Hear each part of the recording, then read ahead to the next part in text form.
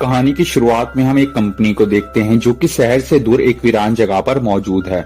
हम माइक को देखते हैं जो कि इसी कंपनी का एम्प्लॉय है और वो इस वक्त ऑफिस जा रहा होता है। ऑफिस पहुंचकर वो देखता है कि वहाँ पर जरूरत से ज्यादा गार्ड्स मौजूद हैं और सारे के सारे गार्ड्स बिल्कुल नए हैं और वहाँ के सभी लोकल एम्प्लॉयज को उनके घर वापस भेजा जा रहा था। साथ ही सिक्योरिटी चेकिंग भी काफी सख्ती से की जा रही थी। माइक और बाकी एम्प्लॉयज ऑफिस के अंदर जाते हैं। इसके बाद हमें माइक की गर्लफ्रेंड को दिखाया जाता है जिसका नाम लिएंड्रा है। ऑफिस में सब लोग खुश लग रहे थे लेकिन कंट्रोल रूम से इन पर कड़ी नजर रखी जा रही थी। एक लड़की जिसका नाम डैनी है, आज उसका ऑफिस में पहला दिन होता है।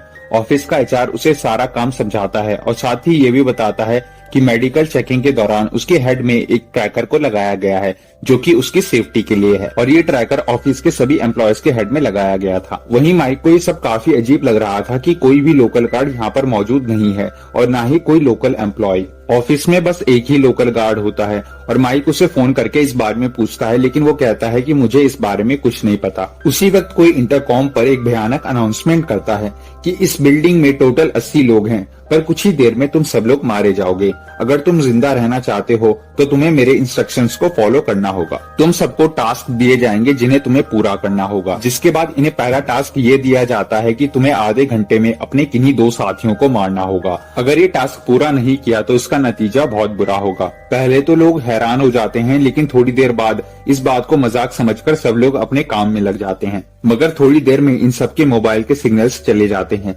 इसके बाद एक औरत डर जाती है और वो वहाँ से भागने की कोशिश करती है लेकिन तभी बिल्डिंग के शीशों पर मेटल शीट्स आ जाती है और पूरी बिल्डिंग सील हो जाती है। ये सब देखकर सब लोग बहुत ज्यादा डर जाते हैं।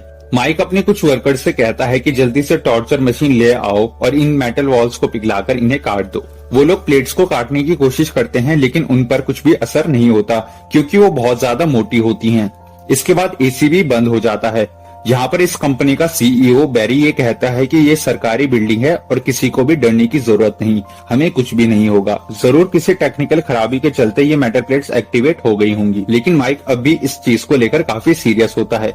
ऑफिस के कुछ लोग बिल्डिंग की छत पर जाकर बाहर खड़े गार्ड्स को उनकी मदद करने के लिए कहते हैं लेकिन वो उन्हें इग्नोर कर देते हैं। तभी एक एम्प्लॉय कहता है कि ये शायद हमें आजमाने के लिए कोई छोटा सा टेस्ट है। लेकिन तभी उसके बगल में खड़ी लड़की का अचानक से सर फट जाता है और वो मर जाती है। साथ ही बिल्डिंग के अंदर भी 3 और कर्मचारियों के सिर फट जाते हैं और वो भी मर जाते हैं। ये देखकर सबको लगता है कि उन पर गोली चलाई गई है, इसलिए वो इधर उधर भागने लगते हैं। कंपनी का सीईओ हिम्मत करके एक डेड बॉडी को चेक करता है और तब उन्हें पता चलता है कि इनकी मौत सिर में लगे ट्रैकर के फटने की वजह से हुई है। इसके बाद माइक तुरंत वॉशरूम में जाकर अपने ट्रैकर को एक चाकू की मदद से हटाने की कोशिश करता है लेकिन तभी उसे वो अननोन आवाज दोबारा सुनाई देती है और वो उसे कहती है कि तुमने अगर इसे हटाने की कोशिश की तो तुम्हें मार दिया जाएगा। और सेम यही चेतावनी बाकी के एम्प्लॉयज को भी दी जाती है। अब इनको दूसरा टास्क दिया जाता है। अगला टास्क ये है कि इन्हें 2 घंटों के अंदर 30 लोगों को मारना है और अगर 30 लोग नहीं मरे तो यहाँ पर 60 लोगों को मार दिया जाएगा। ये सुनकर सब लोग बहुत ज्यादा डर जाते हैं और कुछ लोग आपस में लड़ना शुरू भी कर देते हैं और इसी लड़ाई के दौरान कुछ लोग मारे जाते हैं। अब ऑफिस के अंदर लोगों के 2 अलग अलग ग्रुप्स बन जाते हैं। एक ग्रुप होता है माइक का और दूसरा ग्रुप होता है सीईओ बैरी का। बैरी कहता है कि जैसा ये लोग कह रहे हैं हमें वैसा ही करना होगा, हमें 30 लोगों को मारना होगा। लेकिन माइक कहता है कि ऐसा करना सही नहीं होगा, हमें सावधानी से इसका समाधान निकालना होगा और ज्यादातर लोग माइक का ही साथ देते हैं। उधर बैरी और उसके साथी बिल्डिंग के अंदर मौजूद आर्मरी को खोलने की कोशिश करते हैं जिसमें सिक्योरिटी वेपन्स रखे हुए हैं लेकिन वहाँ मौजूद लोकल गार्ड उन्हें चाबी नहीं देता। इसके बाद माइक की गर्लफ्रेंड लिएंड्रा एक आइडिया देती है कि हमें छत पर जाकर हेल्प के लिए एक बैनर लगाना चाहिए, पर बैरी कहता है कि उनकी लोकेशन सिटी से बहुत ज्यादा दूर है, किसी ने बाय चांस बैनर देख भी लिया तो जब तक वो यहाँ पहुँचेगा तब तक ये लोग हमें मार देंगे। लेकिन ज्यादातर लोगों को लिएंड्रा का आइडिया सही लगता है और इसलिए वो एक बैनर बनाने लगते हैं। वहीं दूसरी तरफ चाबी ना मिलने के बाद बैरी आर्मरी को पिघलाकर काटने की कोशिश करता है लेकिन तभी माइक आकर उनकी मशीन को नष्ट कर देता है। इससे दोनों के बीच में दुश्मनी पैदा हो जाती है। इसके बाद माइक कुछ लोगों के साथ मदद लेने के लिए तैयार किए हुए बैनर को छत पर लगाता है। उस पर लिखा होता है we are being held hostage. लेकिन उसी वक्त नीचे खड़े गार्ड सामने आ जाते हैं और इन पर गोलियां चलाना शुरू कर देते हैं। इसके बाद वो अननोन वॉइस इन्हें चेतावनी देती है कि अगर तुमने दोबारा ऐसा कुछ किया तो तुम्हें मार दिया जाएगा। इस बात को सुनकर सब लोग डरकर वापस नीचे आ जाते हैं। माइक नीचे आता है और अपने साथियों से कहता है कि उनकी जॉब किसी तरह का ट्रैप थी।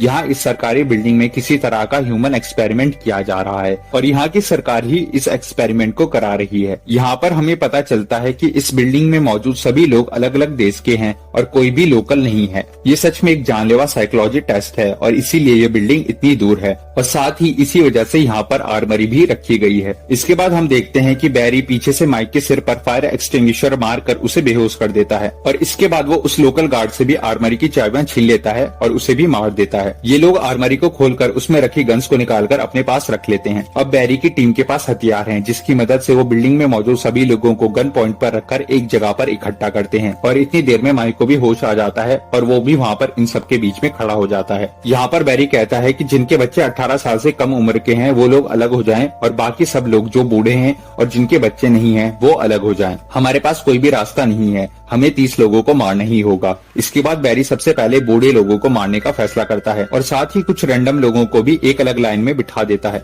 वो बूढ़े लोगों को गोलियां मारना शुरू कर देता है और वहीं दूसरी तरफ डैनी जो कि एक नई एम्प्लॉय थी वो डर के मारे एक जगह पर छुप जाती है जिसके बारे में किसी को भी पता नहीं था। जब वो गोलियां चलने की आवाज सुनती है तो वो लाइट्स के मेन स्विच को बंद कर देती है और अंधेरे का फायदा उठाकर सब लोग इधर उधर भागने लगते हैं।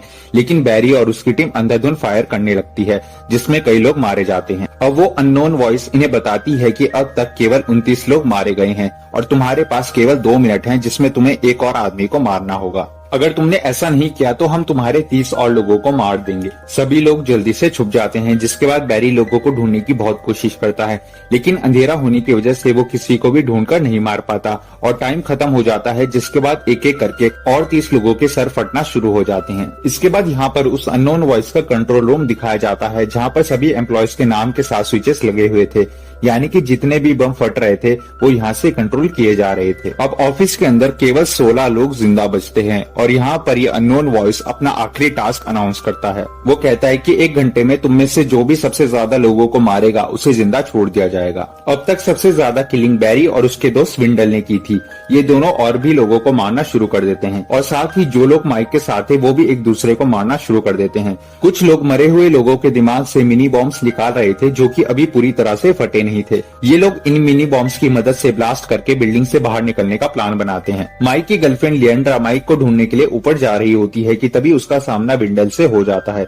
इन दोनों के बीच में लड़ाई शुरू हो जाती है और लिएंड्रा एक कुल्हाड़ी की मदद से विंडल को मार देती है। इसके बाद वो माइक से जाकर मिलती है। वो माइक को उन बॉम्ब्स को दिखाती है और माइक उन बॉम्ब्स को अपने पास रख लेता है। तभी बैरी वहाँ आ जाता है और इन दोनों पर गोलियां चलाना शुरू कर देता है और इसी दौरान लिएंड्रा को गोली लग जाती है और उसकी मौत हो जाती है। वो लड़की डैनी जो काफी देर से छिपी हुई थी उसे लगता है कि सब कुछ शांत हो चुका है, इसलिए वो लिफ्ट से नीचे आती है पर जैसे ही लिफ्ट का दरवाजा खुलता है वैसे ही बैरी उसे गोली मारकर खत्म कर देता है। अब पूरे ऑफिस में सिर्फ माइक और बैरी ही बचे हुए थे। माइक बहुत गुस्से में होता है क्योंकि उसकी गर्लफ्रेंड को बैरी ने मार दिया होता है और वो गुस्से में बैरी पर हमला करता है। इन दोनों के बीच में काफी देर तक जबरदस्त लड़ाई होती है और अंत में माइक बैरी को मार देता है। इसके बाद वो अननोन वॉइस माइक को विनर घोषित करता है और पूरी बिल्डिंग की सारी मेटल प्लेट्स हट जाती है। माइक इसके बाद काफी ज्यादा रोने लगता है और तभी 2 गार्ड्स अंदर आ जाते हैं। वो दोनों माइक को पकड़कर एक कमरे में ले जाते हैं जहाँ से ये पूरा एक्सपेरिमेंट कंट्रोल किया जा रहा था। वहाँ पर एक बूढ़ा साइंटिस्ट बैठा हुआ था जो उसे बताता है कि तुम जो आवाज सुन रहे थे वो मेरी ही आवाज थी। मैं एक इंटरनेशनल ऑर्गेनाइजेशन का हिस्सा हूँ जो कि ह्यूमन बिहेवियर पर एक्सपेरिमेंट करते हैं, ये देखने के लिए कि जब लोगों पर इस तरह की सिचुएशन आती है तो वो कैसे रिएक्ट करते हैं। वो माइक से पूछता है कि तुम्हें अब कैसा फील हो रहा है। तभी माइक कहता है कि क्या तुमने मुझे मिनी बॉम्ब्स उठाते हुए देखा था।